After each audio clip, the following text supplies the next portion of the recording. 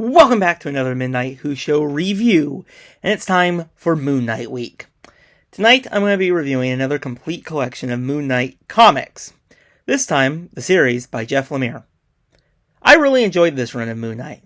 It did a great job exploring the different personas within Spectre's mind. I think this is great for anyone who wants to know more about the personas, and it really also gives an origin story for Moon Knight, which I think is a lot different than the previous one that I reviewed.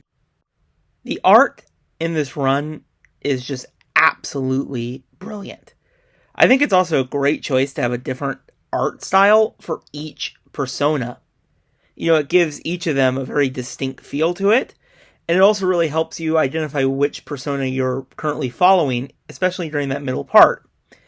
Like I said before, the story was, really enjoyable. I had a blast reading it, but it also had a really good pacing over the 14 issues. I will also say that the run is actually not too confusing to follow, even with all the different personas focused on in the middle of this collection. It kind of really has a purpose, and I really like how it kind of concludes in that middle part. Now, the first part, Welcome to New Egypt, was a really intriguing start. I think it's really interesting. Mark Spector just wakes up in this insane asylum. He's not really how he got there. And it's a really great mystery as he comes to grasp what is happening to him. And he has to kind of figure out how to get out of this predicament.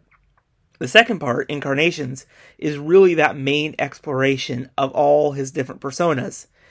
And it really is a fascinating read as you kind of find out he's kind of just trying to get them under control.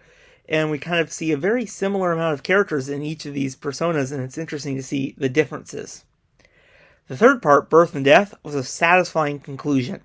I think it did a great job at blending Moon Knight's origin, but also kind of saving the day.